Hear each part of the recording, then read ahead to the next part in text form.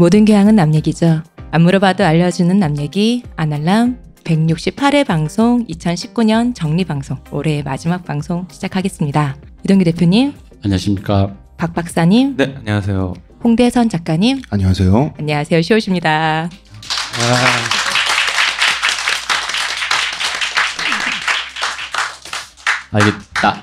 이게 이럴까봐 술을 먼저 드시라고 한 건데 이게 저희가 지금 올해 나름 오프라인 이벤트를 좀 여러 번 자주 해서 팬들과 만나보자라는 생각에 몇 번째 하는 건데 저도 이게 잘 이렇게 뭘까 늘지 않고 매번 할 때마다 또 분위기가 달라서 이게 적응이 잘 안 되네요. 오늘은 또 다르네요. 뭔가 200명 있을 때랑은 또 다른 종류의 압박감이 있네요. 네, 가까워서. 예, 그렇습니다. 저희는 아날람은 일단 후원을 받고 있습니다. 이 방송 꼭 해야지. 저기 카카오페이 보이시죠? 후원이 너무 하고 싶으신 분은 저 카카오페이 QR코드를 찍으시면 후원이 바로 자동으로 저희에게 오고 있습니다. 감사합니다. 저기 보이시죠? 저 메뉴인데 저 하시면 돼요. 감사합니다. 어떤 금액이든지 제가 다 환영하고 있습니다. 네, 저도 안 해봤는데 저거를 카카오페이가 너무 신기하신 분은 10원 보내셔도 됩니다. 다 많은 도움이 됩니다. 이런 게 되는 건 10원도 가더라고요. 자, 그럼 이제 방송을 시작해 보겠습니다. 일단 저희가 오늘 뭘 할 거냐면요. 그 예전에 재작년쯤에 하다가 만 건데 저희한테 이렇게 질문이나 댓글이나 피드백이 왔던 거를 이렇게 저희가 대답을 해드리는, 그러니까 한 방송으로 하나로 꾸미긴 좀 그런 상황에서 좀 이렇게 방송으로 꾸며보려고 이제 질문들을 모아봤어요. 그러니까 올해 나왔던 댓글, 피드백. 새로 오셨으니까 앉으시죠. 맥주 빨리 드세요. 예, 얼어 계시면 안 되고 빨리 맥주를 빨리 드시면 되겠습니다. 자, 그래서 바로 그냥 본론으로 들어가겠습니다. 이 질문을 저희한테 쏟아진 질문들이니까 자기한테 해당되는 게 있으면 바로바로 대답해 주시면 됩니다. 홍 작가님은 삭발을 언제 하실 건가요? 일단 질문이 두 가지, 세 가지가 겹쳐 있는데요. 요거 먼저 대답을 해주셔요. 이거 먼저? 네. 제가 다이어트를 하고 있는데 다이어트가 완성이 되면 그때 합니다. 그러니까 삭발을 하기 위해서 제가 다이어트를 하고 있어요.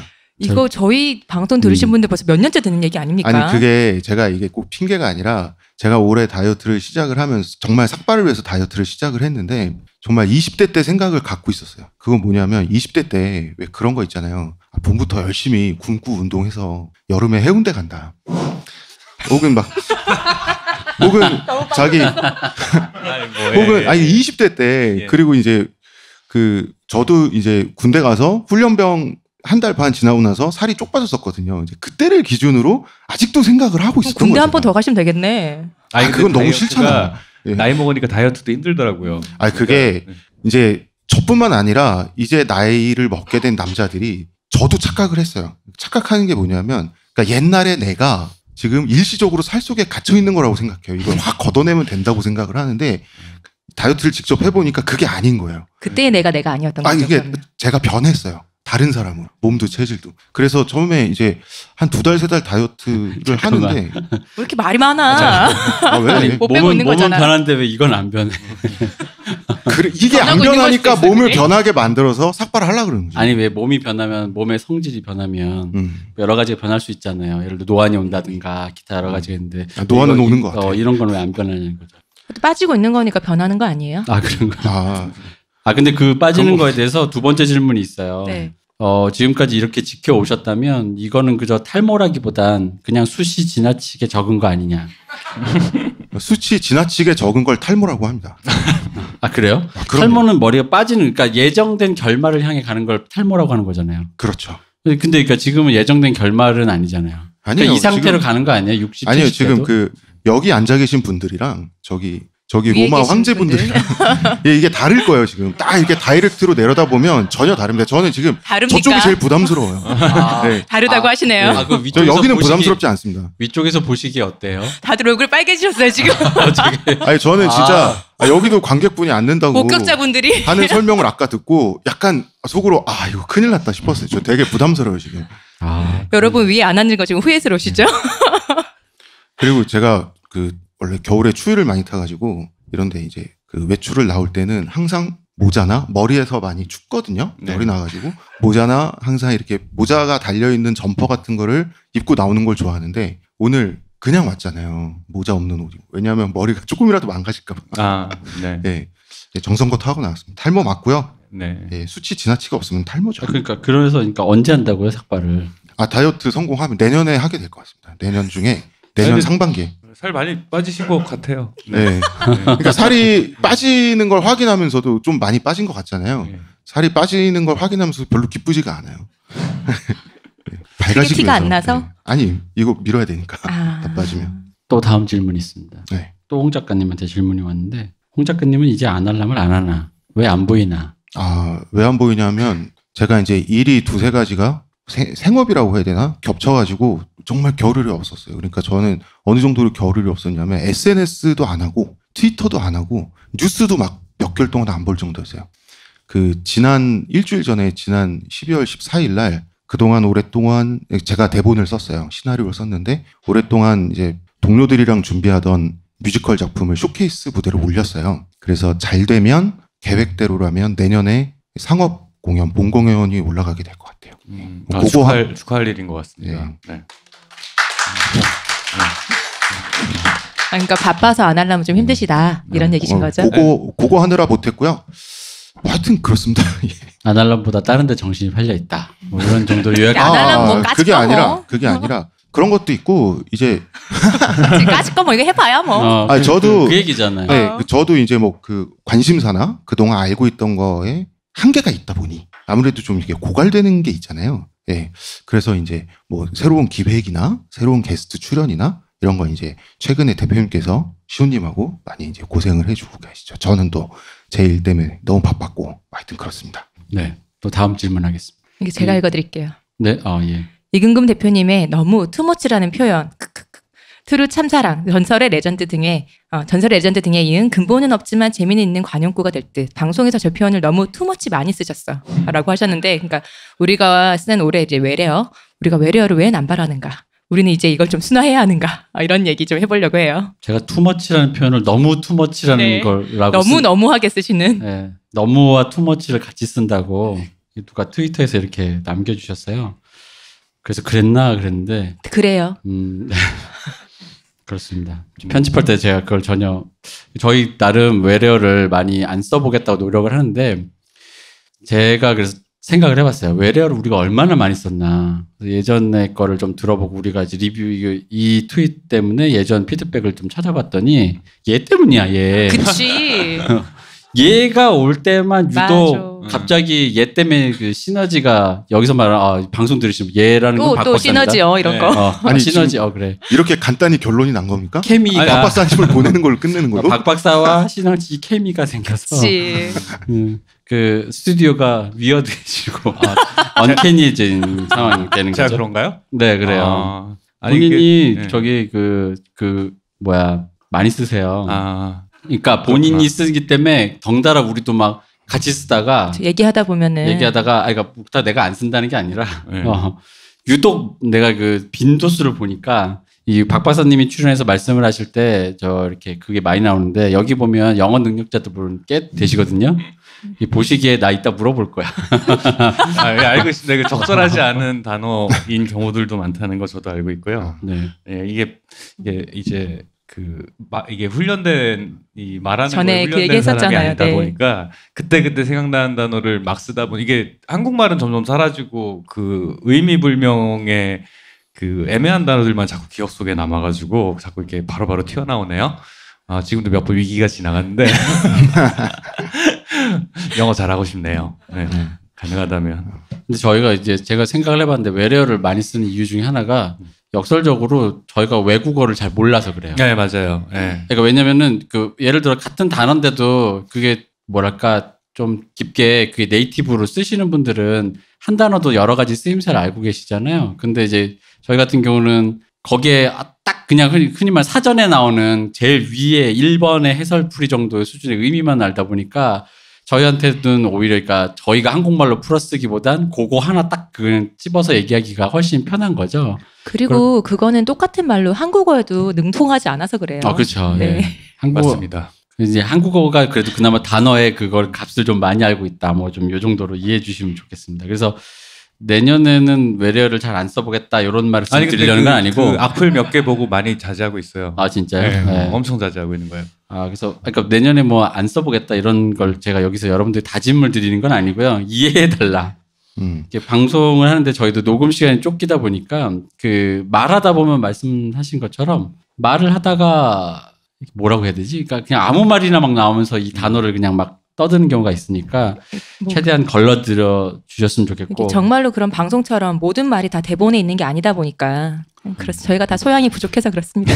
네, 그리고 너무 투머치라는 표현은 이게 막상 이렇게 글로 보니까 계속 써도 될 것 같아요.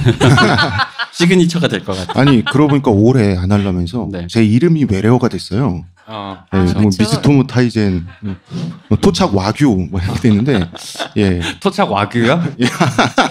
아. 토착 와규라고 누가 그러셨는데 예, 외래어 순화 지지합니다. 아니 와규를 와규라고 부르지 뭐라고 뭐래? 불러? 마블링이 좋은 토착 와규. 아니 미스토모 타이젠 생각해보니까 조상님한테 조금 미안해가지고 왜요? 네, 미스토모 타이젠 좀 그렇잖아. 저는 홍씨예요. 그래서 미스토모. 자, 다음 질문은 이건 질문이 아니라 그 가끔씩 올려주시는 분이 있는데 그 너무 가슴이 아파가지고 제가 이걸 읽겠습니다. 대독. 아이즈원 관련 댓글로 대독 금금 환 로드 대표님. 우리 아이즈원 너무 쉽게 해체 얘기하지 말아요. 지금 활동한다면 어떠한 지옥도가 펼쳐질지도 알고 있는데도 위즈원으로서 12명이 온전한 모습으로 한 번이라도 보고 싶어요. 마콘 때 유진이가 잠에서 깨면 꿈일까 두렵다고 말했는데 현실은 더 잔인했네요. 예나 생일 V앱에서 평생 아이즈원으로 있고 싶어요 했는데 지금은 아이들의 안녕이라도 바래야 하는 상황이 너무 슬퍼요. 쓰고 싶은 말은 많은데 정리가 전혀 안 되네요. 그냥 이게 작별 인사 없이 이런 식의 헤어짐이 아니기만 바랍니다. 속상하다. 이분이 가끔 올려주시는데 올려주실 때도 약간 이렇게 뭐랄까 되게 뭐라지 이렇게 되게 감성적인 아이돌의 이걸 올려주셔서 제 마음이 이렇습니다. 여기 예나에서 이름만 혜원으로 바꾸면 저도 뭐 크게 다르지 않습니다. 우리 홍 작가님이 그 아깨라서. 아이즈원에서 강혜원 멤버를 좋아합니다. 홍 작가 때문에 아이즈원 이렇게 됐다고 저희끼리는 추정했어요. 왜냐면 홍 작가가 좋아하는 순간 이게 마치 그 팀이나 어떤 사람이 이렇게 막 이렇게 되는 거예요. 그걸로 유명하신 분이 주호민 작가님 아니십니까? 그분은 이제 청와대 단위로 되게 크게 스케일 크게 그러니까 하시는 이게 그분은 머리카락이 다 없는 분이고 네. 홍 작가님은 없어지고 있는 분이라서 아직 파워가 미미하다 뭐 이런 그러니까 건가? 미미한데 지금 그런 요 식으로 정도. 계산이 되는 건가요? 네. 반짝거릴수록? 그렇죠. 삭발하고 나서 대머리가 뭐가 아이로 나온 이유가 있구나. 그러니까 삭발하면 아이즈원이 아니라 CJ가 날아갈 뻔했는데 아 그치. 아이즈원에서 끝난 거죠. 당신 잘못이네. 미리 삭발을 네. 했었어야지. 일단 삭발하고 뭔 일이 벌어지는지 기대되네요. 네. 네. 네, 빨리 다이어트 하겠습니다. 네. 기대됩니다. 설레네요. 아 그래서 말이 나온 김에 강혜원 멤버 전에는 누구였어요? 다 망했다 그랬잖아요. 걸스데이 소진. 아 그렇고 아니 근데 걸스데이 소지는 왜? 잘 살고 있잖아요. 아니 그게 제가 원래 대표님 만나기 전에는 아이돌이나 이런 아, 덕질에 대해서 전혀 몰랐어요. 대표님이 만나고 나서 홍 작가가 너무 옛날 고전만 좋아하고 좀 동시대적이지 않다. 그러니까 일부러라도 그 아이돌 문화 이런 걸 쭉 유튜브 같은 데서 보면서 덕통사고를 일부러라도 당해봐라 라고 해서 시킨 대로 했어요. 그래서 걸스데이 소진 씨가 되게 매력적인 거라 가지고 이제 소진 씨를 덕질하면 되겠다. 그러고 나서 얼마 안 있다가 걸스데이가 이제 활동을 안 한다. 네. 그래서 그런 다음에 혜원 씨, 강혜원 씨 아니죠. 그 사이에 왜 내가 지금 두 사람의 은원 관계를 알고 있는 게 우리 은원 관계? 무슨 박 은원? 박사가 트와이스 팬인 건 여러분 다 아시죠. 그리고 가장 그 중에서 최애는 미나인데 미나가 최근에 최근이 공항. 아니죠. 최근이라고 하죠. 공항. 공항으로 이제 네. 활동을 잠시 쉬고 있는데 트와이스 좋다고 처음 했을 때 트와이스에 딱 꽂힌 게 미나였던 거예요. 맞아요. 네. 그래서 이게 홍 작가 때문에 열애설이 바로 터졌죠. 열애설 터지고 박 박사의 최애가 이런 식으로 이렇게 활동을 못하는 그런 상황이 벌어진 거죠. 저한테 그런 힘이 있었을 줄이야. 네. 지금 안 좋습니다. 알았네요. 그러네. 맞아. 시타오미우도 미우도 있었네. 안 뽑혔죠. 그래서 프로듀스 48의 일본 멤버 중에 시타오미우라고 있었는데요. 그분도 저분이 좋다고 했는데 탈락됐죠. 네, 맞아요. 그런 일이 있었죠. 네. 그러하다. 네. 안 될 사람이네. 되게 숙연해지네요. 숙연해지네요. 네. 재밌는 얘기 빨리 들어. 네, 아이즈원 빨리 어떻게 잘 되고 제가 아이즈원 얘기만 했다고 또 여기에 반사적으로 이렇게 러블리즈 얘기 안 하냐. 그거 제가 조금 이따 얘기할게요. 러블리즈 사실상 저의 부모된 마음으로 잘 됐어요 올해 나름.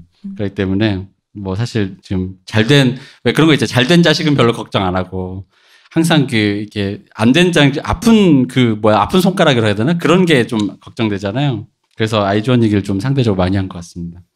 자, 그다음 4번째 질문 가겠습니다. 이것도 댓글입니다. 이 댓글 진짜 재밌어요.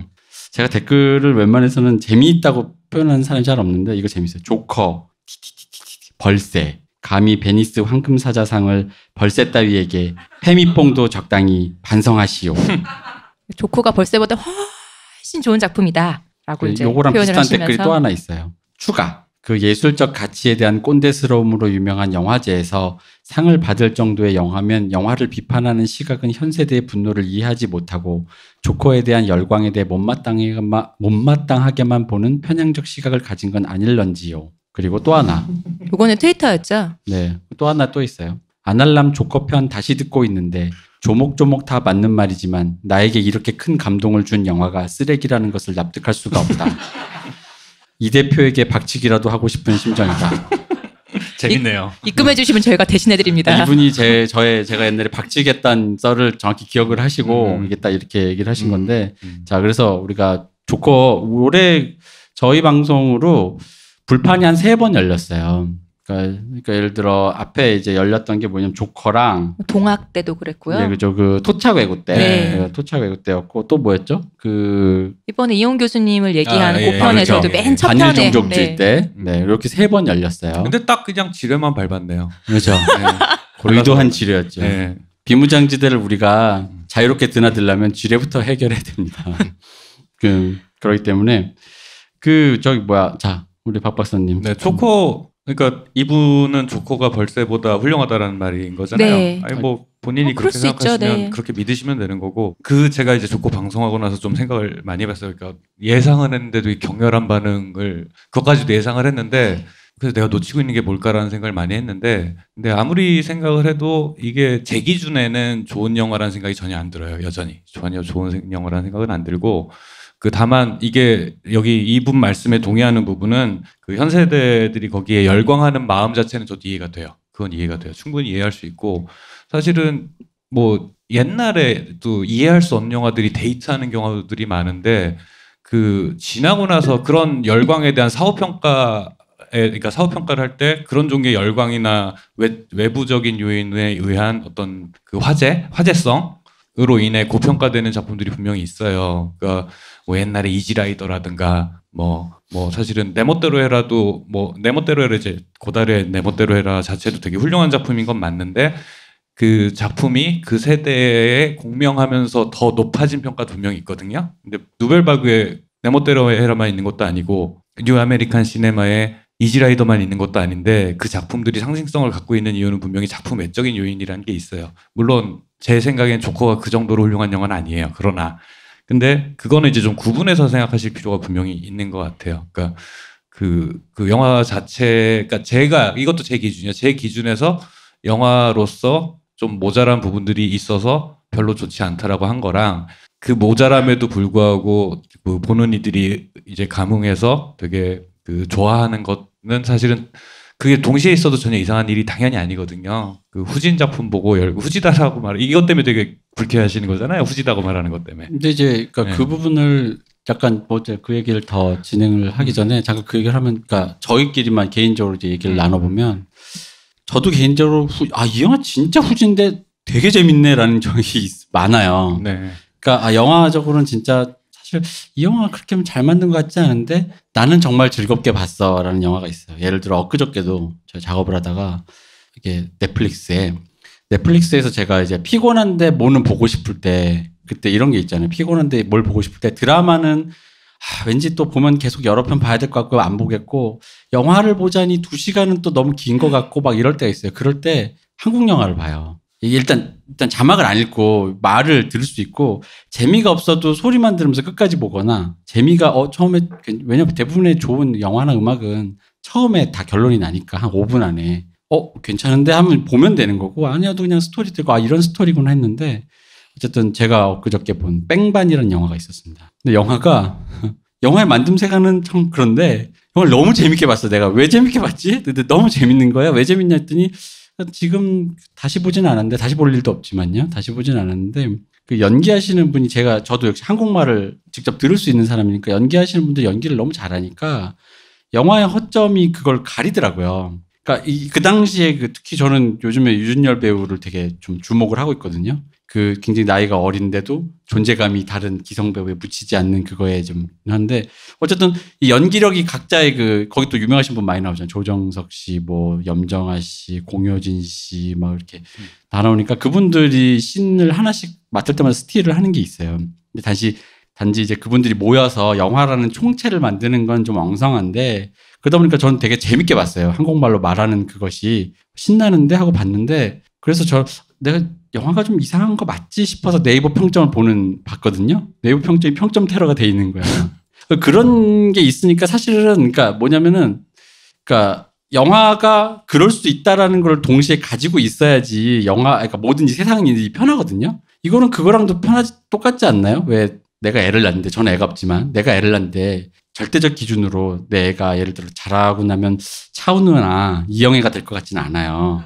내 자식은 이쁘잖아요. 이제 그런 공존함은 가지고 있을 수 있지 않나요? 난 사실 벌새든 좋거든. 그러니까 자기가 지지하는 뭐든지 간에 그건 충분히 할 수 있는 일이라고 생각을 해요. 근데 이제 그게 마치 네 애가 예를 들어 좀 그렇다라고 했을 때 남이 그런 말 안 하더라도 왜 내 애가 왜 애가 이영애만큼 이쁘다고 얘기를 안 해줘라고 해서 섭섭해한다던가 우리 애가 차은우만큼 멋있지 않은 건 그럴 이유는 또 뭐냐라고 할 필요는 없다라는 거죠. 근데 이제 그리고 또 거기에 대해서 예를 들어 물론 사람의 얼굴을 평가한다라는 게 신뢰되는 일이고 그래서 네 새끼가 그렇다 이렇게 얘기하지는 않겠지만 이런 공공연한 곳에 공개되는 어떤 작품이라는 거는 결국 그런 평가 앞에 마주서게 되는 그걸 각오하고 내놓는 거기 때문에 그런 거에 너무 연연해서 이렇게 섭섭해하시면 우리가 뭐라고 제가 늘 하는 생각이고 몇 번 얘기도 한 것 같은데 사실 말은 그냥 말이에요. 그러니까 내가 논리적 어떤 사람은 생각이 잘 조직화돼서 그럴싸한 말을 하는 거고 어떤 사람은 그러지 못한 말을 하는 뿐인 거지. 또 말이라는 게 하다 보면은 자가 발전하거든요. 이 말이 말이 되게 만들려고 논리를 만들어서 자가 발전하는데 세상에 실제로 벌어지는 수많은 일도 말이 안 되는 경우가 너무 많은데 세상에 어떤 영화가 모든 게 다 아구가 맞겠습니까? 근데 아구가 맞지 않는 어떤 부분들이 저한테 너무 결정적으로 거슬렸던 거고 그게 싫다고 얘기를 했던 건데 그런 평가에 너무 영향받지 않으셨으면 좋겠어요. 그러니까 그런 종류의 평가라는 거는 이게 왜 거기에 화가 났냐라고 생각을 해보면은 그거를 좋아하는 나 자신이 거기에 작품을 지지하는 나 자신이 중요하기 때문일 것 같은데 작품이에요. 그러니까 본인이 보고 재밌었으면은 어떤 점에서 재밌었는지 스스로 생각하는 시간을 갖는 게 더 중요한 거지. 그러니까 내가 좋아하는 걸 남들도 좋아한다라는 걸 확인하는 과정에서 자꾸 뭔가를 찾고 느끼려고 하면은 되게 스스로 불행해지는 길이라고 저는 생각을 하거든요. 그러니까 남이 하는 평가는 그러니까 우리가 하는 평가에 대해서 너무 저의 인정이 뭐가 그렇게 중요하겠습니까? 그런 거는 너무 화내지 마시고 물론 내가 좋아하는 거 누가 욕하면 나도 짜증나긴 하는데 걔한테 인정받아서 뭐 할 거예요? 그러니까 그런 면도 분명히 있으니까 오히려 생각해봐야 되는 건 남들이 뭐라고 하는데 특히 조커에서 남들이 뭐라 하는 거에 왜 그렇게까지 화를 내가 다 화가 나지? 이런 부분들에 대해서 좀 스스로 생각하시는 쪽이 좀 긍정적이지 않을까라고 생각을 해봅니다. 저는. 그것도 추가로 말을 해보자면은 그러니까 제가 요즘에 이제 제가 이제 오늘 이거를 위해 대본을 쓰고 댓글을 정리하면서 느낀 건데 많이 이제 삭제된 누락된 댓글들이 대부분 특히 저희한테 화를 내시거나 어떤 그런 댓글에 공통점이 있어요. 대부분의 댓글의 모든 내용이 우리를 기준으로 피하 구분을 하고 싶어 해요. 너 어디 편이야? 혹은 그래서 어디 편이냐에서 이런 식인 거죠. 왜 중립이야? 왜 이런 에피소드는 왜 중립이야? 라고 해서 편을 모르겠다라고 말하는 사람. 혹은 니네는 왜 누구 편인 것 같아? 혹은 뭐 보수 편인 거 보수한테는 왜 그렇게 너그럽고 진보에게는 엄격하고 그러니까 어디 편이야를 묻는 게 많아요. 피하 구분을 많이 하세요. 영화 얘기를 해도 그런 거고 정치 얘기를 해도 그러고 그런 어떤 책 얘기를 해도 그런 거죠. 그 책이 피하 구분 안에 들어가 있는 책이었더라도 일단 책 내용부터 먼저 텍스트가 들어간 다음에 피하는 그 다음 얘기인 거잖아요. 근데 만약에 생각해 보시면 저희가 팟캐스트를 하는데 1시간 동안 하는데 책 얘기를 먼저 해야지. 근데 책 얘기를 하고 판단 여러분이 하세요가 맞는 태도인데 그걸 갖고 너는 어디 편이야라고 얘기하는 게 근데 대부분의 모든 댓글이 저도 이번에 좀 느꼈어요. 대부분의 모든 댓글이 일단 PR을 설정해달라. 그러니까 이제 뭐 이렇게 우리가 이해해보자라는 말을 이제 요즘은 이제 다 되게 어떤 팬분들 고깝게 들으시고 이제 뭐랄까 이럴 자기들 유리할 때면 중립기업 박는다고 하는데 이게 사실 중립이 난 그분이 그러니까 그분의 그 미묘한 그 감각이 궁금한 거예요. 이걸 중립이라고 판단하는 그분, 그러니까 그분 입장에서는 이 위치가 중립이라는 거잖아요. 근데 제 생각엔 그렇지 않거든요. 그러니까 왜냐면은 문재인 정부를 지지하지만 부동산을 그 법을 반대하는 사람도 있을 수 있고, 박근혜를 지지하지만 뭐 무상급식에 찬성하는 사람도 있을 수 있는데, 그거는 사안마다 결이 정교하게 나눠지는 거지. 내가 어디에 속했다고 해서 그 모든 것을 통째로 동의하는 건 아니거든요. 근데 그런 부분에 대해서 영화도 역시. 근데 이게 조커 같은 경우는 제 생각에 그게 영화까지 넘어온 사건이라고 생각을 해요. 약간 그래서 그런 부분이 좀 있었던 것 같습니다. 조커에 대한 뭐랄까 최근에 불판이 많이 커져서 근데 불판이 커진 건 좋대치고 저희 댓글은 대부분 글들이 짧아요. 근데 이런 게 했을 때마다 왜 이렇게 글이 길어지는 거예요. 이게 읽기 피곤해지고 예, 그리고 또 왜 길어지신 분들은 댓글을 달아드려야 될 것 같고 막 손가락이 막 움직이려고 그러고 네. 그래서 일단 한번 그렇게 하기는 좀 힘드니까 한번 이렇게 말씀을 한번 드려보고 싶었습니다. 자, 그래서 영화 관련 질문이 하나 더 해봤습니다. 네. 엄복동은 언제 하나요? 네, 저 엄복동은 원래는 사실 그러니까 얘기를 할 뭐가 없고 사실 엄복동 얘기는 엄복동보다 엄복동 뒤에 있는 셀트리온 얘기가 더 재밌을 것 같아가지고. 그러니까 제가 일단 엄복동을 안 봤어요. 네, 저도 안 봤습니다. 그리고 그래서 우리가 다 안 봤는데 안 본 김에 왜 그런 거 있지 않습니까? 왜 리액션 캠 뭐 이런 걸로 우리가 유튜브 라이브를 하자.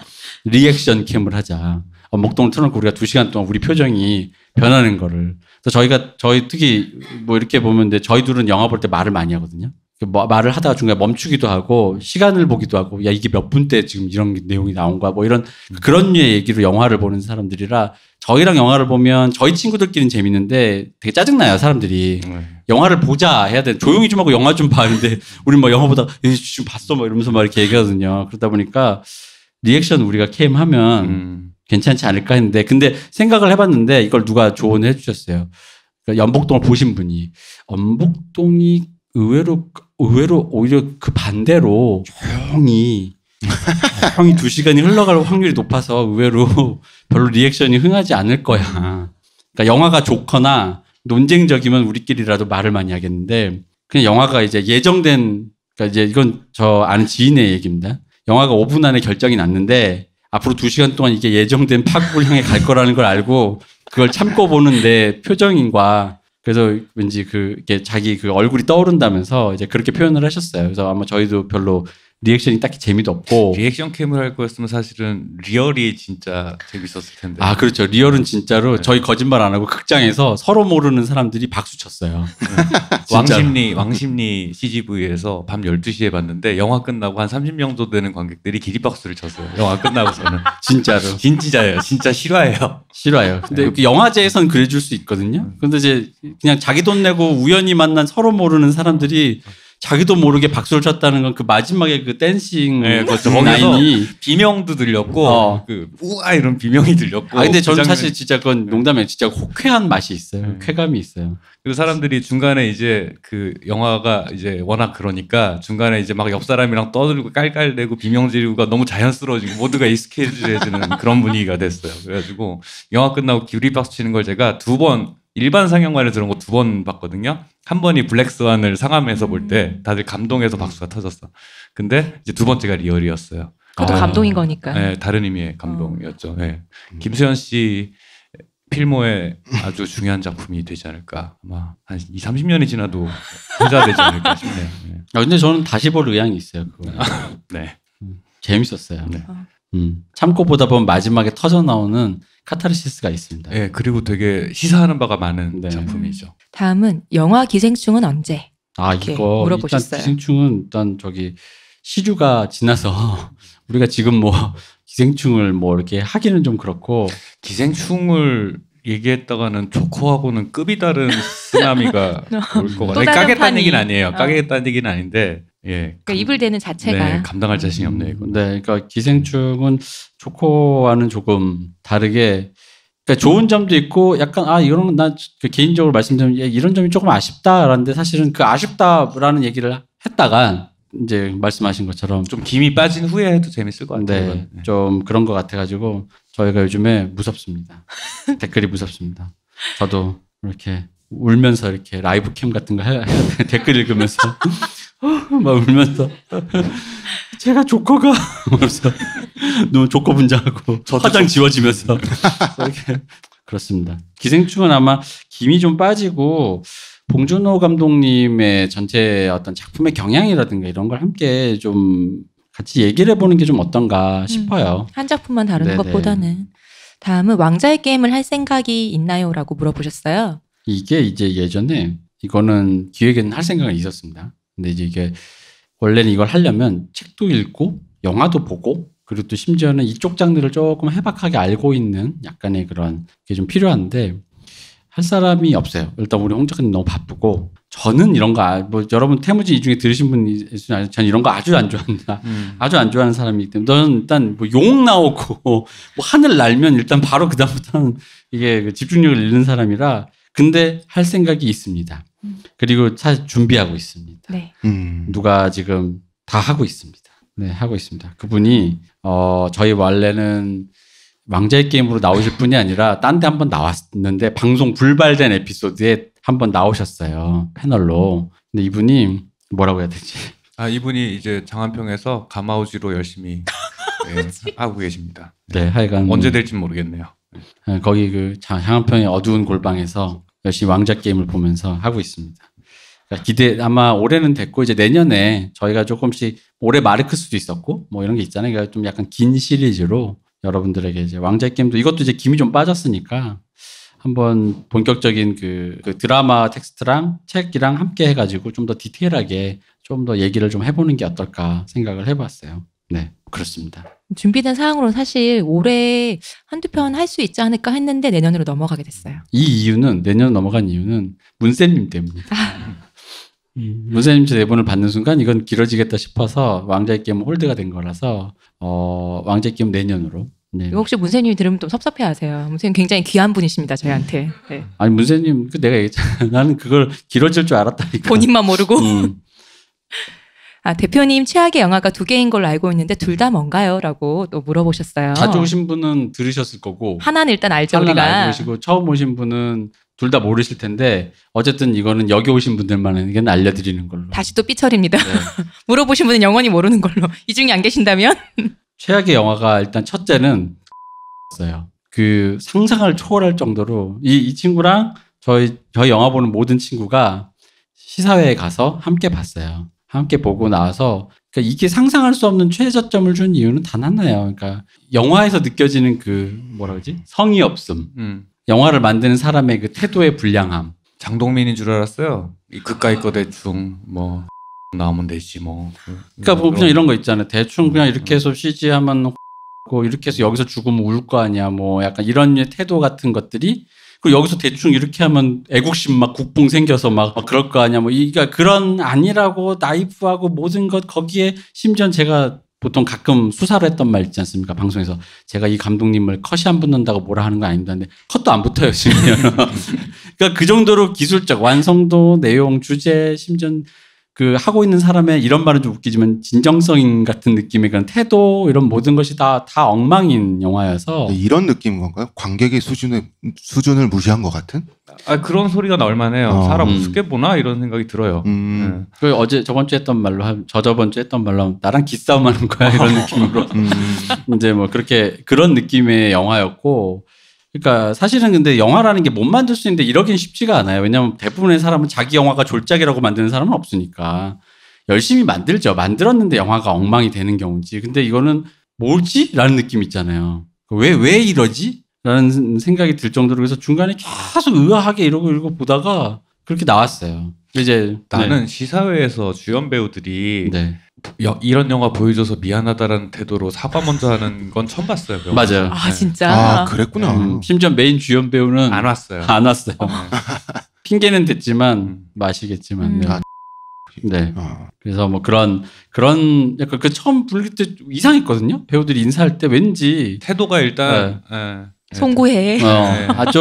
좀 뭐 그래도 열심히 만들어서 좀 좋게 봐달라. 좋게 봐달라 이런 식으로 얘기하는 게 왜 그랬는데 그러니까 정확하게는 딱 그 혹시나 나중에 텔레비전에서 하면 잠깐 보세요. 특히 앞에 보면 왜 그 주연 배우가 가는데 누군가의 시선인 듯 아닌 듯 하면서 컷이 이렇게 나눠져 있는데 이게 누군가의 시선으로 짠 샷이 아니라 그냥 이 사람 걷게 해놓고 여기서도 찍고 저기서도 찍고 여기서 한번 흔들고 했는데 그걸 편집자가 어떻게 대충 붙여놓은 거예요. 그러다 보니까 시선이 이게 누구의 시선이면 누군가를 보여주거나 혹은 누군가가 숨어 있다든가 이런 설정이 아니라 그냥 그 모든 게 그냥 찍어놓고 그냥 연결만 시켜놓은 거야. 그냥 다 그렇게. 아니 근데 그 영화가 제작비가 되게 많이 들어가지 많이 않나요? 들었죠. 당연히. 엄청 들었죠. 네, 근데 엄청 그렇게 찍은 거예요? 일단 CG에 돈이 많이 들어가니까요.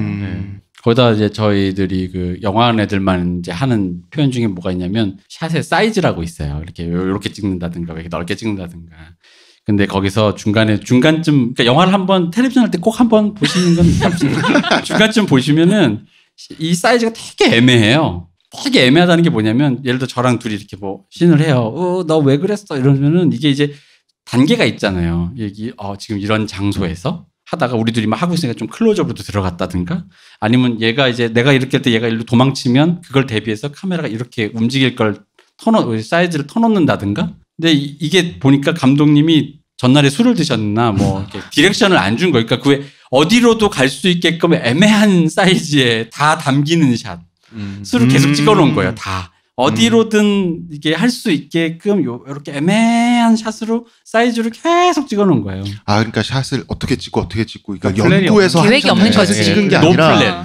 그러니까 그게 보통은 사실은 능력 있는 감독들도 규모에 본인이 이제 압도돼서? 치이면 그렇게 되는 경우들이 많거든요. 다 고민을 할 수가 없으니까. 왜냐면 제가 잠깐 이해가 안 가는데 규모에 치면 그러니까 제작비 규모, 규모에 이 치면 프로덕션의 규모. 그러니까 오히려 더 의무감이 생겨서 더 정성껏 아니 찍어야 문제는 그게 물리적으로 규모가 커지면 연출 외에 고민해야 될 게 너무 많아요 실제로. 근데 그럼에도 불구하고 해내야 되는 건데 많이 놓으셨어 이거는. 근데 이제 예를 들어 그러니까 규모가 예를 들면 어떤 식이냐면 요렇게 여기서 한 4-5명이 나오는 드라마를 찍으면 잘 찍는 사람도 갑자기 우리 처음 시사회 할 때처럼 한 200명 정도 되는 그 사람들이 다 제가 감독이면 저만 보고 있는 거예요. 어떻게 연기를 해요? 어떤 설정을 웃어요? 뭐 말아요? 뭐 해요? 뭐 그래서 왜 예를 들어 이런 몹씬을 찍을 때는 이와이 슌지 감독은 그 릴리 슈슈의 모든 것에서 콘서트 장면을 찍을 때 콘서트를 보러 온 그 관객들이 왜 서성대잖아요. 그분들한테 그 전날 모든 쪽지를 나눠줬어요. 한 명은 역할을 다 준 역할을 준 거죠. 예를 들어 당신은 지금 공연을 봐야 되는데 배가 아픕니다. 그러니까 그 사람들은 자기 롤대로 움직일 테니까 어차피 그 사람 클로즈업 안 잡아주지만 전체 관중 속에서 뭔가 움직임이 다 생길 거 아니에요. 그러니까 그걸 위해서 당신은 뭐뭐 합니다. 당신은 지금 친구랑 만나기로 했는데 뭐 바람 맞았습니다. 친구를 만날 겁니다. 기다리고 있습니다. 당신은 뭐뭐 합니다. 뭐 이런 식으로 혼자 왔습니다. 같이 왔습니다. 이런 거. 뭐 이런 다 줬어요. 그러니까 좋은 감독들은 그런 규모를 이겨내면서 그 어떤 걸 다 커버하면서 하는 건데 이제 그런 걸 이제 생각을 못 하다가 눈앞에서 50명, 100명 되는 사람이 막 자기만 쳐다보고 있으면 이제 멘붕이 오는 거죠. 이제 이 얘기를 왜 길게 하지? 그러니까요. 아직 하나 더 있는데. 네. 하나 더 있습니다. 하나 더는 오래 생겼습니다. 인류애를 잃은 영화를. 위를 보고.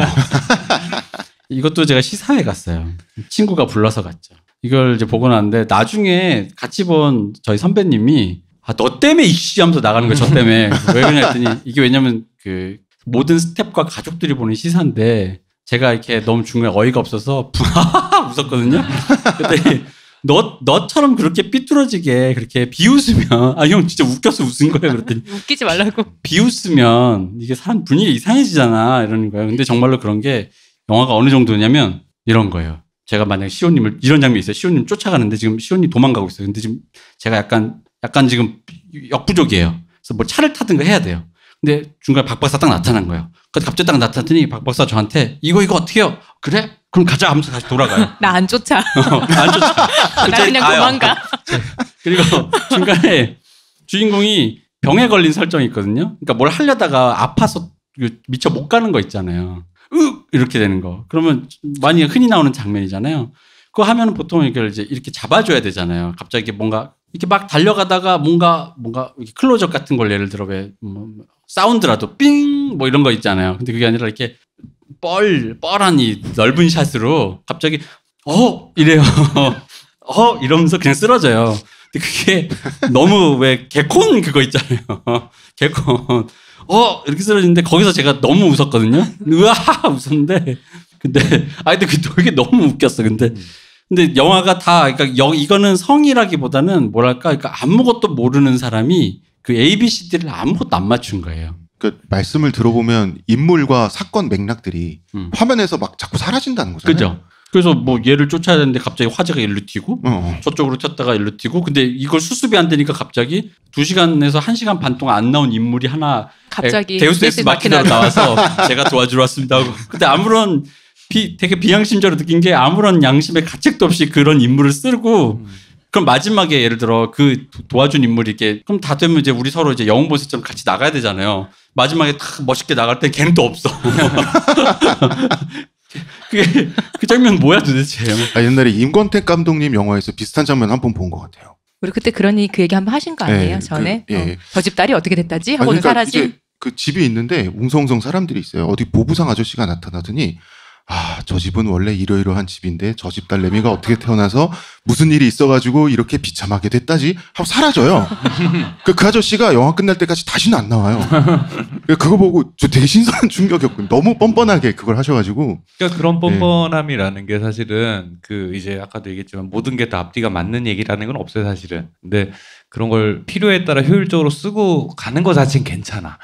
예, 그 뭐 예를 들어서 우리가 좋아하는 추격자 같은 영화에서도 보면 초반에 이 쓰고 버리는 캐릭터들 많아요. 근데 이제 그게 자기가 목표한 바를 이루기 위해서 뭐 좋은 방법은 아니지만 뭐 그렇게 쓰고 버리겠다라는 어떤 그 연출가로서의 목표가 보이면 괜찮다 이거지. 근데 이거는 그냥 어떻게 할 줄 몰라서 이제 계속 땜질하면서 간다라는 건 거죠. 그때 이제 그런 종류의 목표라든가 그런 유기성을 그거는 사실은 되게 좋은 방법이기도 하거든요. 예를 들어 스타워즈 처음 영화 시작할 때 롤 띄워버리는 거는 그거를 장면으로 하나하나 설명하는 것보다 훨씬 효율적이고 효율적이기는 하잖아요. 예. 그러니까 그런 종류야. 지금 이 얘기가 중요한 게 아니다. 그러니까 이 얘기는 보부상이라서 치고 빨리 다음 얘기해야 된다라는 경우는 이렇게 가능한데 이제 대표님이 말씀하시는 장면 같은 경우에는 그게 이제 영화 내내 그렇죠. 영화가 이미 사람들이 궁금해하고 봐야 되는 장면에서 그런 식으로 땜질을 하고 넘어가 버리면 그럼 날 보고 뭐 보라는 거야? 라는 얘기가 나올 수밖에 없는 거죠. 그래서 저는 거기서 그래서 배우의 가능성을 되게 높이 쳤던 게 아무것도 안 되니까 모든 것에 리액션을 해줘요. 그러니까 예를 들어 가만히 있다가 경찰이 이 창문을 깨고 들어오는 거예요. 이건 뭐야? 저도 하면 아니 이 녀석은 하면서 그 모든 상황을 리액션으로 다 설명을 해주는 거예요. 재밌겠는데요? 재밌어요. 그러니까 이게 마음을 열고 보면 뒷부분부터 되게 재밌어요. 되게 웃기거든요. 배우님은 소명 의식이 있으셨네요. 네, 그래서 되게 웃긴 영화인데 되게 그래서 난 마지막에 진짜 웃은 건데 자꾸 나보고 비웃었다고. 그래가지고 나랑 같이 영화 안 보겠다고. 근데 그런 거 아닙니다. 어쨌든 여러분은 조용히 이런 영화가 있었다라는 거. 왜냐면 저 예전에 저희 옛날 남얘기몰에 같이 일하셨던 싱글러 커피 사장님이 저희 그 방송에서 그 관객들한테만 삐 처리되고 제가 제일 최악으로 뽑냐 이거예요 했더니 들으셨다가 너무 궁금해가지고 개인 톡을 보내신 거예요. 정말 개인적으로 가르쳐 주시면 안 돼요? 죄송합니다. 그분도 모르세요. 저희 메일로도 한 번씩 물어보세요. 그럼 저희 다 고사하고 있습니다. 여러분만 우리만 아는 걸로. 네, 그렇습니다. 다음은 퀸덤에 대해서라고 이제 잠깐 짧게 말씀해달라는 얘기인 것 같아요. 퀸덤이요? 네. 이게 왜냐면 아이돌 얘기가 나오면 저희 방송 좋아하시는 분들은 당연히 얘기해주겠지. 근데 이제 얘기 안 하고 넘어가니까. 근데 퀸덤은 재밌었어요. 일단은 러블리즈가 나간다는 거에 그런 거 있잖아요. 걱정. 왜 이런 살벌한 곳에 가냐. 왜 이런 근본 없는 방송국에 근본 없는 프로에 나가나. 근데 그 저희가 방송에서 박 박사랑 했던 거에 가장 극대화된 버전으로 돼버렸어요. 뭐냐면 저는 근데 여름에 올 상반기부터 여름까지 이제 9월까지 너무 바빴어가지고 이런 이슈를 사실은 제가 제대로 소화를 못했어요. 그래가지고 킹덤 아직 제가 못 봤습니다. 그래서 그러나 이제 전해들은 양상으로나 이렇게 됐구나 정도는 이해를 하고 있는 정도예요. 그러니까 뭐냐면은 그 저희가 이제 왜 저번 주에도 이제 그 안준영 PD나 이제 요 얘기 하면서 했던 얘기지만 그 사람들의 그런 사악한 의도를 이렇게 즐겁게 해준 것은 사악한 의도 때문에 나온 그 잔인함이 아니라 출연자가 보여준 에너지인데 여기서 주요했던 게 뭐냐면 쇼미더머니나 다른 프로듀서는 그들은 아마추어잖아요. 근데 이 사람들은 프로고 어쨌든 데뷔를 해서 몇 년씩 했던 사람들이잖아요. 그러니까 갑자기 무대의 완성도가 높아지고 그리고 체면이 있으니까 내가 그래도 데뷔했던 사람인데 내가 다른 사람보다 해야 되니까 기획사한테 요구해서 돈을 더 제작비를 드리고 해서 무대의 퀄이 좋아지고 무대의 퀄이 좋아진데도 약간 중간에 러블리즈도 약간 그런 슬럼프 같은 게 좀 있었던 느낌의 좀 그러니까 본인들 멤버들이 얘기하기에 그렇더라고요. 우리가 맨날 이런 컨셉만 해야 되는데 그런 친구들이 왜 그런 경험이 있지 않습니까? 최선을 다했더니 이제 평가는 별로 의미가 없어지는 상황이 있잖아요. 난 이제 막 근데 거기 나온 모든 여성 그룹이 그런 상태가 돼버린 거예요. 그러니까 마지막에 긴장감을 자기들끼리 주겠다고 이번에 뭐 꼴등팀을 하는데 자기들끼리 이미 선후배로 뭐 이러고 있으니까 긴장감이 하나도 안 사는 거예요. 자기들끼리 이미 나는 그리고 실제로 그 인터넷이나 넷상의 그 시청자들의 반응도 그렇게 된 거죠. 무대가 좋았다는 얘기를 했지 누가 떨어지면 안 돼 뭐 하면서 왜냐면 이제 걔들이 노렸던 건 분명히 팬덤끼리 이미 기존에 어쨌든 팬덤이 있으니까 뭐 그 아비규환을 만들어주면 좋겠다라고 생각했겠죠. 근데 정작 그런 얘기 없어진 거예요. 일종의 그 연대? 여성들의 연대가 생겨버린 거예요. 와 잘했다, 쟤 좋다, 쟤 저렇게 다음에 해보고 싶다라고 하니까 평가가 의미 없어지고 태도만 남은 거죠. 저희가 늘 얘기한 태도가 형식이 됐다라는 것처럼 이미 그 작품에 대한 진지한 태도가 이미 그 프로그램의 그 악랄한 의도를 넘어섰는데 문제는 저는 그 제작진도 칭찬한 게 애초에 의도가 그렇게 비껴나간 순간에 그들이 그걸 따라갔어요. 계속 그걸 고집하겠다고 이렇게 막 무슨 뭐 이번 주에 떨어지는 팀은 이런 걸 안 하고 따라갔어요. 그래서 그쪽이 좀 명민하게 잘했다고 생각을 하고 그래서 저는 올해 의외로 좋은 프로그램 아니었나. 그러니까 그 양상이 변하는 순간을 목격하는 게 굉장히 좀 감동적이었고 그리고 사실 왜 부모 마음에 이런 거 있지 않습니까? 러블리즈는 그러니까 이게 내 새끼를 귀하게 키우고 싶다가도 가끔 엄마들이 이런 말 하잖아요. 아빠나 네가 너무 귀하게 커서 좀 이렇게 고생을 해봐야 되는데라는데 이번 게 약간 그래도 좀 험지에 가서 고생을 했더니 러블리즈는 고생 많이 하지 않았습니까? 단단하다. 이게 여기서 말하는 고생이라는 게 조금 이제 또 다른 결이 다른 거죠. 네. 그렇습니다. 다음으로 갈까요? 네. 소맥 비율 팟빵 댓글로 알려주신 분 감사합니다. 네. 이 대표님 제가 자신 있는 분야가 나와서 처음 댓글 달아요. 소주잔 2개를 포개쓸 때 겹쳐지는 부분 있죠. 소주를 그만큼만 따라서 맥주잔에 붓고 맥주를 소주잔 2잔 아니면 카스 맥주잔에 빨간 선까지 따르면 이게 딱 한입 소맥 비율이에요. 저도 오늘 고깃집 사장님께 배운 건데 이렇게 말아주면 다들 맛있다고 하더라고요. 혹시 알고 계셨다면 어쩔 수 없고요. 항상 감사히 잘 듣고 있습니다. 이거 진리예요. 진리입니다, 여러분. 이거 해봤어요. 진짜 제가 맛있더라고 그만 이거. 오일이 깨쳐버린 거 아니에요? 이번에 네. 이 댓글을 보고 그대로 하란 대로 했더니 사이다 맛이 나는 그 네. 대표님이 딱 한 번 먹어보고 안타까웠다는 그 맛이 나는 거예요, 여러분. 여러분들도 이거 한번 해보시라고. 우리도 할 수 있습니다. 다들 제가 잘 아실 것 같아요. 아, 그런가? 네. 애들 뭐 철진한 소리 하고 있지 그런 싶은 거예요? 그런 느낌. 아, 우리만 이런 건가? 네. 네. 술도 모르는 것들이. 아, 다음 갈게요. 홍 작가님과 박찬호 선수가 투머치 토킹 대결 붙으면 누가 이길까? 홍 작가가 이길 것 같다. 그러니까 제가 이걸 보고 이 질문을 봤을 때 이분이 지금 제가 이길 것 같다고 말씀하셨는데 저 같은 특수 성향자는 동족을 보잖아요. 동족끼리 알아보는 게 있어요. 이게 그 전투력 스카우터가 달려 있단 말이에요. 그러니까 박찬호 씨를 TV나 이런 데서 딱 보고 제 전투력 스카우터가 이렇게 삐비비 올라가다 터졌어요.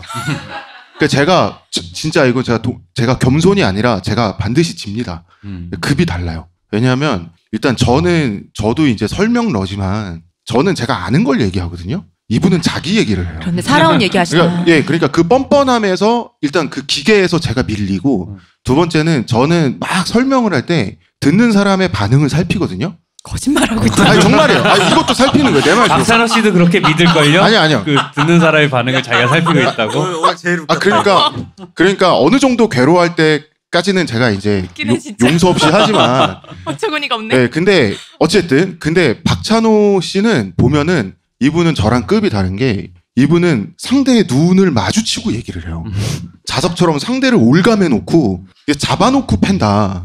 예. 그렇죠. 왜 그런 거 있잖아요. 야구에서 스윙할 때 받쳐놓고 때린다. 이런 것처럼 잡아놓고 얘기를 해요.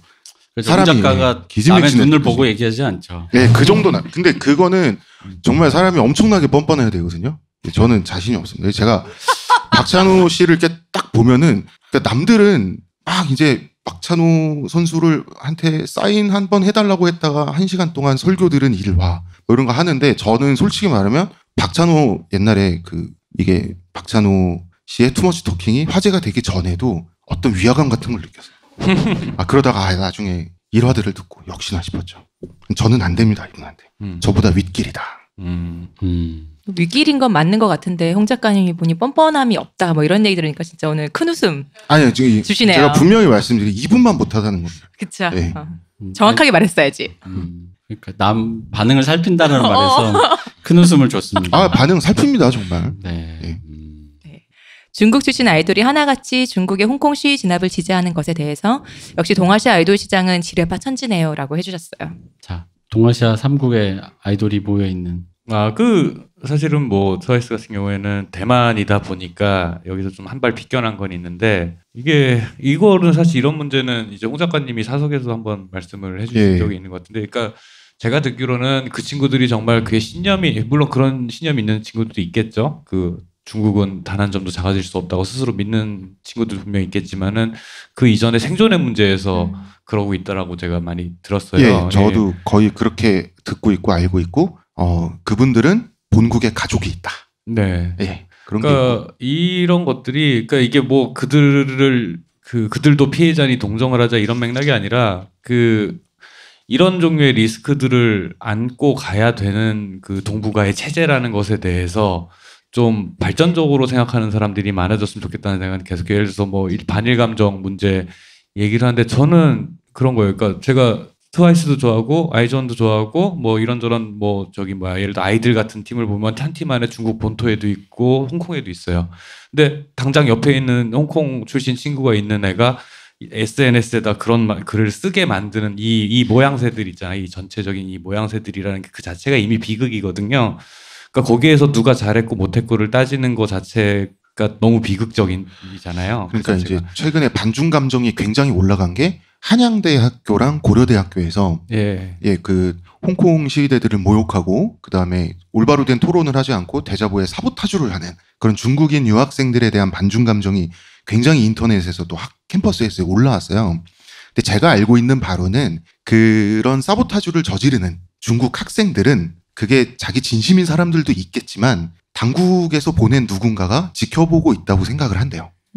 거기 그러니까 유학생들 중에서도 프락지가 있다라는 얘기가 있더라고요. 그러니까 있는지 없는지는 모르지만 있다라고 생각을 해야 나와 내 가족이 안전한 거예요. 근데 내가 지금 이 학교에 10명 유학을 와 있는데 8명, 9명은 대자보 찍고 이런 짓을 했어요. 근데 그게 품위 없는 짓이라고 나만 가만히 있다가는 내가 찍힐 수도 있고 집에 있는 가족들이 위험할 수도 있다. 그러니까 어디까지가 진심인지 알 수가 없죠. 그렇죠. 그러니까 또 사람이라는 게 또 행동을 하다 보면 인지부조화를 받아들이기 힘드니까 그쵸. 그 신념을 스스로 받아들이게 되기도 하는 거고, 이제 사람이라는 게 그런 식으로 교화가 되고 이제 억압되면서 사람이 변하는 것도 사실이긴 한데, 저는 그 모양새들 자체가 다 너무 비극적이라는 생각이 들어요. 근데 그런 것도 있어요. 그러니까 분명히 중국이라는 나라의 그런 몰상식함 자체도 당연히 비판받아야 되는 거고, 그리고 일본이라는 나라도 분명히 문제가 있는 것도 사실이지만, 그런 것들에 대한 문제 제기를 하는 우리들이 그런 반일 감정 혹은 반중 감정들을 스스로 도구로 사용해서 누군가를 괴롭히려고 하고 있지는 않나라는 생각도 분명히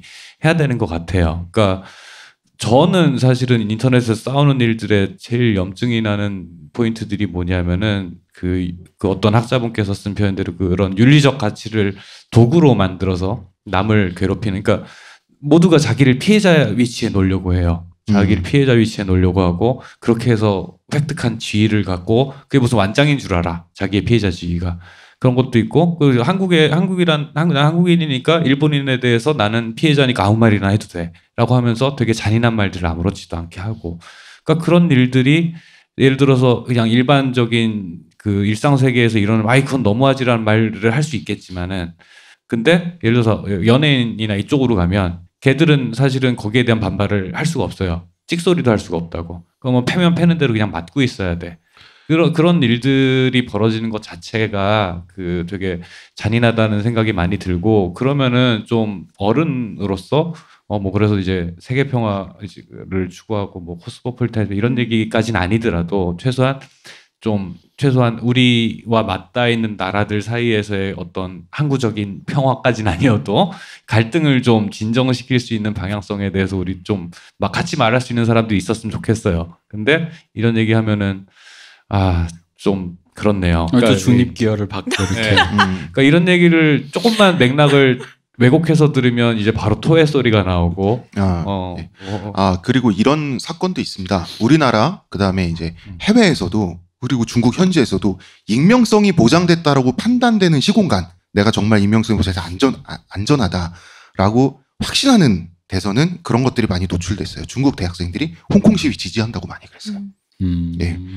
홍콩 시위 지지한다고 나는 중국 무슨 어디대 학생이다라고 이제 인터넷은 중국에서 다 걸리니까 보안망이 너무 철저하니까 정말 이걸 수기로 써요. 수기로 써서 그거를 사진을 찍어요. 필적 감정하는 거 아니에요? 그러면 진짜 응? 중국에서는 필적 감정도 할 것 같아. 맨손으로 써요. 그래서 왼손을 쓰고 연필을 이렇게 쥐고 쓰고 아예 필적을 감정 못하죠. 그래서 찍어서 그거를 다른 사람을 통해서 그걸 세계 웹에 이렇게 올리는 그 중국의 대학생들이 되게 많고 우리나라에도 많아요. 분명히 그 대학생들 중에 일부는 전부일 수도 있고 우리나라 겉으로 보일 때는 데자부 찍고 그랬을 거예요. 홍콩시 데자부 찍고 그러다가 몰래 그랬을 거거든요. 그래서 그런 행동이 나쁜 건 데자부 찍고 그런 행동이 나쁜 건 사실인데 도덕적으로 나쁜 아까 박 박사님이 한 것처럼 도덕적으로 나쁜 행동이기 때문에 얘네를 우리가 어떤 취급을 해도 얼마나 미개인 취급을 해도 상관없다라고까지 가는 것에는 우리가 좀 한 단계 걸러야 될 것 같습니다. 그냥 이건 뭐 가벼운 얘기인데 왜 얼마 전에 무슨 유튜버 한 분이 일본인 친구랑 일본의 야구장에 갔다가 맥주 파는 아가씨가 되게 예뻤던 거예요. 그래가지고 평생 나 그거 봤어. 네, 무슨 후크스팬을 할 거야 이랬더니 일본인 친구가 보더니 불매 운동을 하라고 이놈아 이런. 그러니까 그런 농담을 주고받을 수 있는 그게 되려면 사실은 실질적으로 실제 세계에서 일을 하면서 서로 부대끼는 사람들끼리는 사실 그런 것들이 사실은 이미 친구가 된 상태에서 나라에서 지소미아가 어쩌고저쩌고 한다고 이 사람이랑 나랑 친구였던 게 없던 일이 되나 그러진 않거든요. 그런 실질적인 단계에서의 교류를 정치가 역행시키는 일을 하진 않았으면 좋겠다라는 게 일단 제 생각입니다.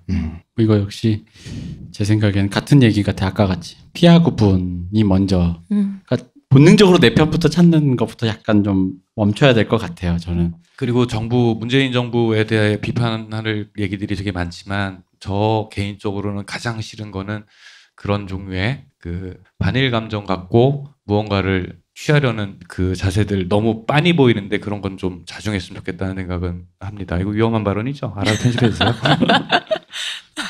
뭐 반일 감정도 그렇고 반중 감정도 마찬가지고요.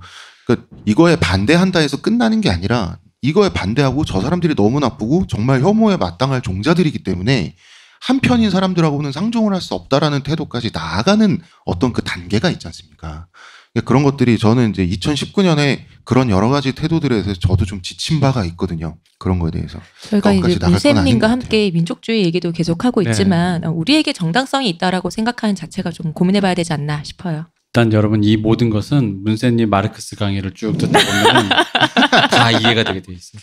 그게 그런 게 있어요. 이제 문쌤님 강의도 훌륭하고 당연히 이제 들으면 더 이해되지만 그냥 상식인 차원에서 생활 상식인 차원에서 사실은 제가 듣고 싶은 얘기는 단순히 이제 반일 좋다 이거야. 반일 좋고 반중 좋다 이거야. 근데 그러면은 그런 거예요. 그러니까 평생 얘랑 싸우겠다라는 말이 아니라면 그럼 우리가 앞으로 뭐가 돼야 되느냐라는 말을 듣고 싶은 거예요. 그 뭐가 되는 과정에서 싸울 수는 있어요.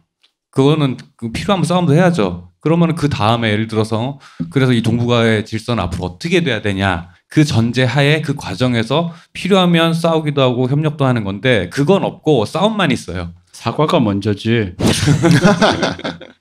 네, 맞습니다. 네, 하여튼 그렇습니다. 네. 네. 싸움도 필요하다고는 생각해요. 싸워야만 하면 싸워야 되는데 내가 너무 정치적인 얘기는 제가 여기까지만 하는 걸로. 네, 여기까지만 네. 하겠습니다. 예. 자, 이건 제가 읽거든요. 시온님 얘기입니다. 시온님, 너무 컨셉 기만질 하는 거 아닌가요? 목소리에만도 차밍이 푹푹 묻어 나오는데 어떻게 생각하십니까? 이분이 근데 이걸 그대로 복사해 오신 거잖아요. 네. 근데 여기 근데 시온님이라고 써주셨어요. 그게 제 아닌 것 같아요. 제 얘기 아닌 걸로.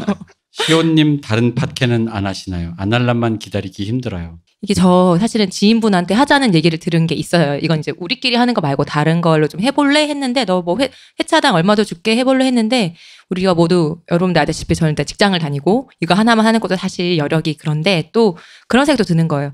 이게 그래도 우리가 아날람을 하면서 우리 아날람이라는 걸로 쌓아온 게 있는데 굳이 내가 너랑 해야 될까라는 그분이 울 걸 안 들을 거니까 그런 생각도 들고 그래서 이제 여러모로 힘들어서 그랬습니다. 하지만 또 저희끼리 사실은 다르게 이렇게 낭독하는 걸 좀 해보려고 했었거든요. 대표님이랑 한창 녹음도 하기도 했고 했는데 많은 걸로 저작권 문제도 있고 시온님의 책 읽어주는 시온님이었죠 아마 그게 컨셉이. 아, 그쵸. 근데 이게 저작권 문제가 의외로 복잡하기도 하고 사실 책 읽어주는 팟캐 많은데 그거 그냥 신경 안 쓰고 하시는 거잖아요. 근데 그럴 수는 없는 거잖아요. 이래저래 문의를 좀 많이 해봤는데 뭐 난망하더라고요. 사실 거기에 대한 에피소드는 저희가 처음에 저작권을 빨리 못 풀어서 저작권을 당장 풀 수 있는 것부터 한번 시작해보자. 그래서 태무진 투덕한을 읽어보자 했었거든요. 더 이상 생략하겠습니다. 여기까지만 하는 걸로. 네. 저작권을 무시해도 되는 걸. 그쵸. 작가가 옆에 있는데. 그 출판사에서 저작권을 무시해주길 되게 바랬거든요. 제발 저희 저작권 무시해주세요. 저는 없습니다. 막 이랬는데 출판사에서 그게 굉장히 그 현실적인 문제들이 부딪혀서 좀 안 하는 걸로 됐습니다. 자, 13번도 시온님 얘기입니다. 시온님의 웃음소리에 대해서. 시온님 웃음을 줄여주시면 안 될까요? 웃음이 시도 때도 없이 나오니 듣는데 정신이 산만해지네요. 시온님 웃음 좋아하는 분들에게 악플 달릴 각오하고 얘기합니다. 절이 싫으면 중이 떠나야지 댓글 다실 분들이 많겠지만 웃음이 너무 많으니 귀가 아플 정도네요.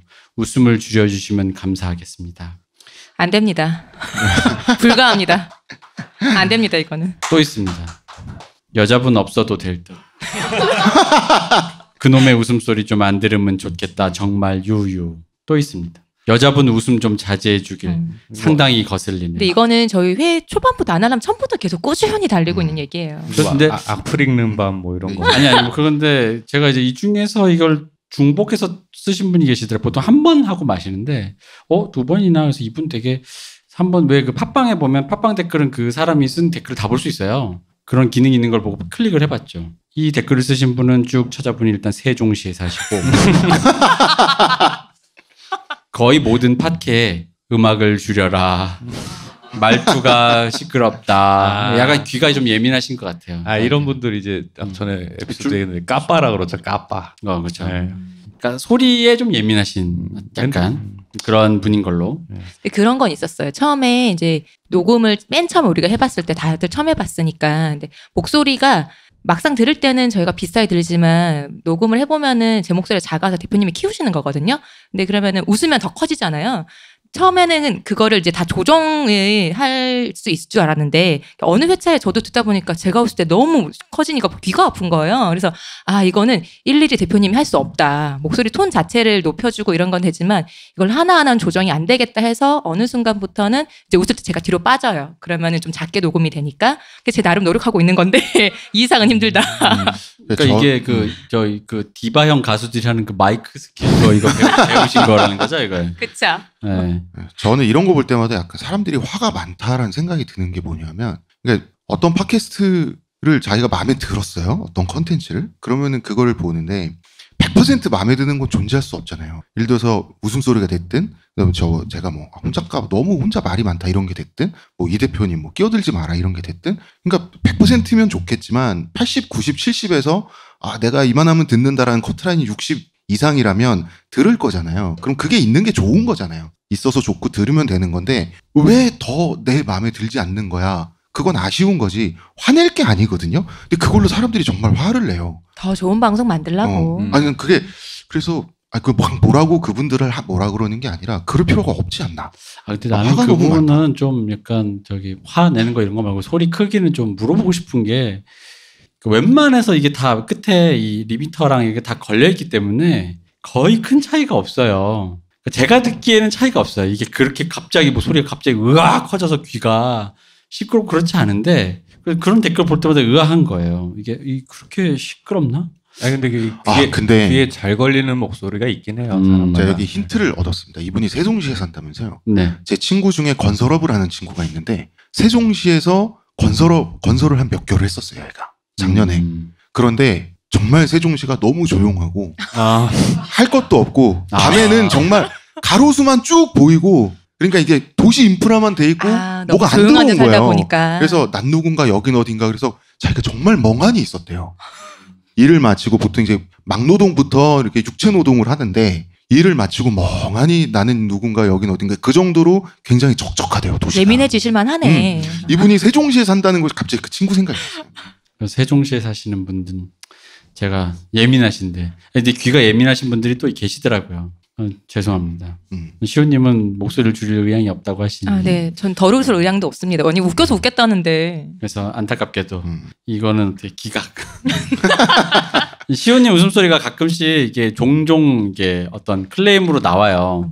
근데 여기에 대한 이론이 그러니까 그 팬분들이 그 여기에 대해서 댓글로 가끔씩 대댓글을 달아주시는 게 대댓글로 싸우시거나 뭐 토론을 하시는 느낌으로 이렇게 해서 양상이 두 갈래로 나눠져 있어요. 일단 현재 뭐냐면 뭐 한 분은 그냥 뭐 꺼져라, 그냥 듣기 싫으면 꺼져라 이런 분이 있고 어떤 분은 이제 이게 여혐의 소지냐, 네? 여혐의 소지가 있는 거 아니냐. 그러니까 뭐냐면 왜 모든 팟캐스트마다 남자 보고는 목소리 줄여라 이런 소리 안 하는데 여자한테는 유독 그런 말이 좀 여자 출연자한테 그런 말이 좀 많더라. 여기도 그런 고날이냐. 이제 약간 요런 게 있습니다. 그런 게 있다고요. 그걸로 서로 나누면서 이런 댓글이 쓰여졌을 때 저희를 너무 지지해 주시는 분들은 공기 낭비하지 말고 사라져라 뭐 이러면서 하는데 뭐 별건 아니고 그러니까 어쨌든 저는 시호님이 웃음소리에 대한 피드백은 충분히 알고 계시고 나름의 마이크 스킬을 사용하고 계시다. 이 정도에서 정리를 하는 걸로. 그러합니다. 네, 저희가 이제 질문이 더 있는데 저희가 또 방송해야 되잖아요. 그러니까 1부를 여기까지 하고 네. 빨리 여러분이 쉬었다가. 맥주를 드실 시간을 제가 드릴게요. 그리고 다시 2부를 시작하겠습니다. 여기 그러면 1부는 여기까지 하고요. 유 대표님 고생하셨습니다. 감사합니다. 박 박사님, 네, 감사합니다. 홍대선 작가님, 감사합니다. 감사합니다. 쉬우셨습니다. 나도 맥주 먹고 싶어. 잠깐 쉬셨다가 한 10분 정도? 제 것도 한 잔 더. 5분 쉬고 다시 2부 녹음할게요.